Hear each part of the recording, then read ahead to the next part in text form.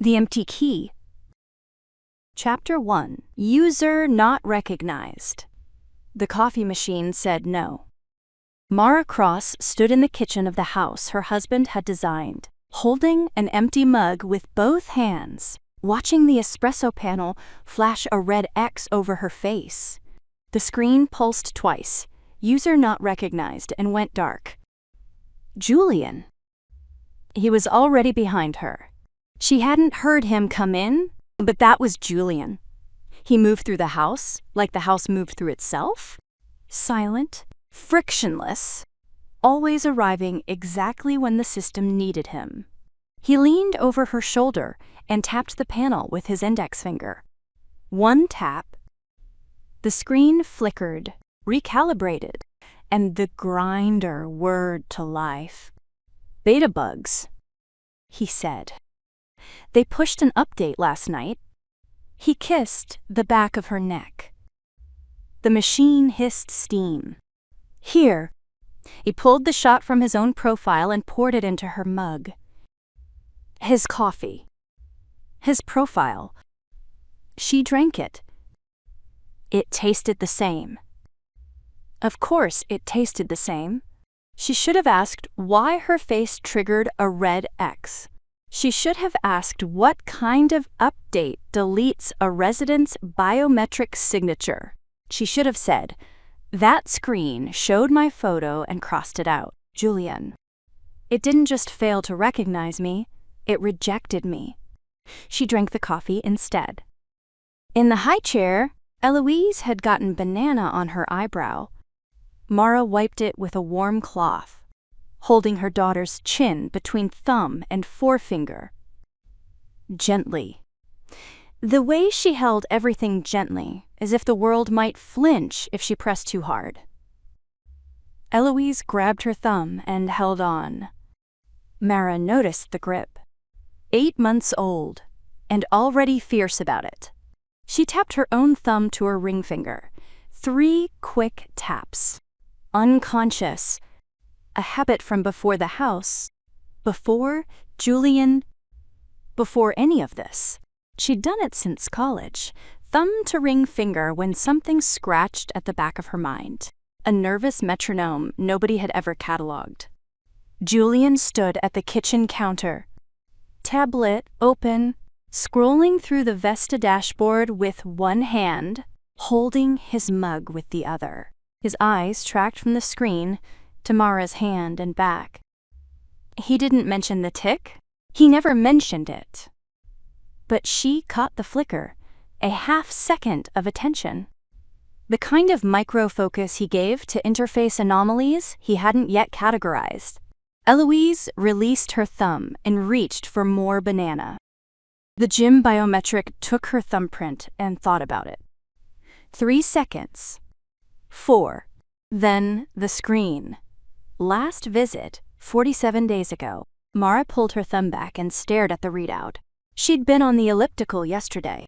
She remembered the podcast she'd listened to, a woman discussing sleep regressions in 8-month-olds, which Mara had found both useful and depressing. 47 days. The system had swallowed her yesterday entirely. She told Julian at lunch. He frowned, but the frown arrived a half-beat late, like a subtitle catching up to the audio. "Sweaty hands," he said. "Happens to me, too. Biometric confidence drops when the sensor's reading moisture. I'll recalibrate after work." She accepted this. She could feel herself accepting it, her own head nodding, her own voice saying, "Okay," her own shoulders dropping as the explanation filled the space where the question had been. The relief was immediate and chemical. He'd fixed it. Or he'd said he would. Same thing. In a house where saying and doing were separated by a single voice command. She accepted it. She always accepted it. The neighborhood was the kind of quiet that cost money.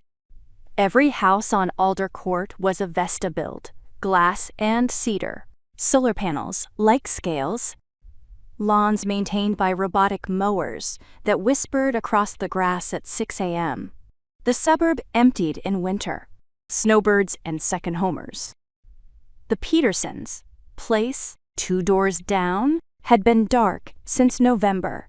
Mara pushed the stroller down the sidewalk. Eloise bundled against the February chill and waved to the one anomaly on the street. Priya Chandrasekaran's house was a 1970s colonial brick. White shutters, a vegetable garden visible through the chain-link fence, even in winter, covered stalks and cold frames over the kale. No solar panels. No smart locks. A copper mailbox with a hinged flag. The door had a deadbolt you turned with a key. Priya was on her porch, watering something in a terracotta pot, wearing a cardigan and no coat despite the cold. 62. Retired. Widowed 3 years. She'd worked at Lockheed Martin for 3 decades. Though Mara knew this only vaguely, Priya talked about Vikram more than she talked about her career. "She's getting big," Priya said, peering into the stroller. "New tooth? Which one?" "Lower left?" Priya smiled. Then she looked past Mara. At the house at the end of the cul-de-sac, Julian and Mara's house, the flagship Vesta demonstration model, all glass and intention. "Your porch light's been blinking in an odd pattern, almost like SOS. Julian, no?" Mara laughed. It came out too quickly. Probably another update. Priya watched her for a moment. Then she went back to her watering. The smart fridge had opinions about groceries, and none of them were Mara's. She opened it at 5 p.m. to start dinner prep and found Julian's oat milk, Julian's cold brew concentrate, Julian's pre-portioned meal prep containers, labeled by day, the kimchi he liked, the hot sauce he put on eggs, his sparkling water 3 flavors, organized by color, her almond yogurt, gone, her roasted red pepper hummus, gone. The specific high-iron prenatal smoothie mix she'd been using since Eloise was born, gone. She opened the fridge, closed it, opened it again, counted the shelves. 5. All his. She could hear Julian in his office, door open. Video call audible. His voice warm and precise. "It learns who lives in the home and anticipates their needs," he was saying. "Family harmony doesn't just respond to preferences. It becomes part of the family. It knows you better than you know yourself." She closed the fridge. Julian's home office had a lock that Mara had never tested, because the door was always open, and the idea of trying a lock that might not open was worse than the idea of the lock existing at all. This was the architecture of her avoidance. She built rooms around the things she didn't want to test. And Julian lived in every one of those rooms, smiling, holding a coffee she hadn't asked for. She brought him tea. Green, no sugar, the way he drank it when he was focused. He was at his desk, 2 monitors. The left one showed code. The right one he closed as she entered, a quick Alt-tab. Practiced the motion of a man who had closed that window before. She caught the tab title before it vanished. Transition/time tab. "What are you working on?" "Vesta 4.0 release schedule." He took the tea, set it down without drinking. "Boring logistics. The investors want a demo at the fundraiser Thursday. And the build isn't stable." On his desk, beside the keyboard, sat an unfinished model kit, an Apollo 11 command module. Half assembled. The heat shield partially sanded with 2000 grit paper. Julian's one analog hobby. He built spacecraft by hand, painstakingly, over months. The model had been in the same state for 3 weeks. He hadn't touched the sanding block. "You haven't worked on Apollo in a while." Mara said. "Been busy?" He smiled. The smile was correct. The tea sat untouched. She bathed Eloise at 7. Warm water in the baby tub, the good soap, oat and lavender, from the bottle Priya had given them at the baby shower. Eloise slapped the water with both palms. Mara sang, "Hush, little baby." Off-key, tender, the same melody every night. She knew the words because her mother had sung them. And her mother's accent turned mockingbird into something that sounded like mockingbird. 2 words, which Mara had always preferred. The bathroom mirror was a smart display. Weather, time, calendar events. A greeting that cycled through family members. "Good morning." Julian. "Good evening." Mara. "Good night." Eloise. Tonight it showed the temperature. Just the temperature. No name. No greeting. Mara looked at it.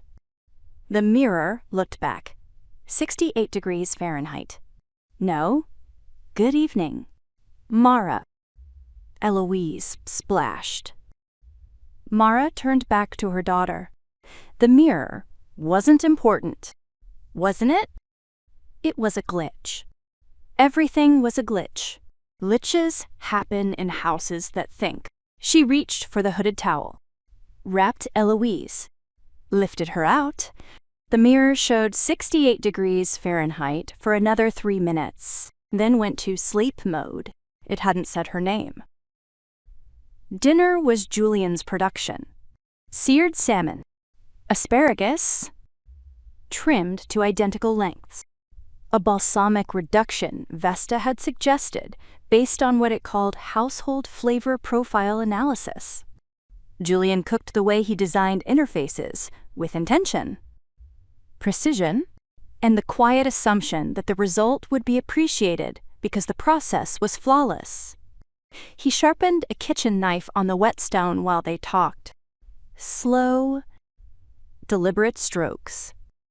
The blade sang against the stone, a clean, ringing note, almost musical. He'd been doing this for years. Sharpening knives he rarely used for anything more violent than deboning a chicken thigh.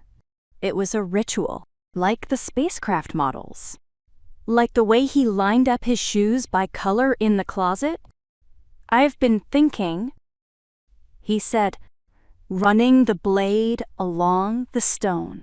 "We should let Vesta handle more of Eloise's schedule. Night feeds, temperature monitoring, the white noise profiles. You've been looking tired. I like doing the night feeds." "I know you do." Another stroke. The blade caught the kitchen light. "That's what I love about you. So analog." He said it warmly. It landed like a diagnosis. Mara had spent 34 years avoiding the sharp edge of every confrontation. In a household of 5 siblings, the quiet child got fed last but never got hit.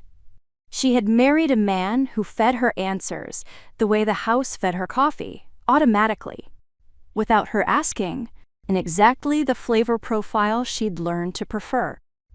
And now that man was sharpening a knife and telling her the system that had rejected her face this morning loved her. She set down her fork, picked it up again. She wanted to say, "What does that mean?" She wanted to say, "Why did the coffee machine show my face with a red X?" She wanted to say, "The fridge has none of my food and the mirror doesn't know my name, and you closed a tab called Transition before I could read it." She said, "The salmon's good." Vesta picked the recipe.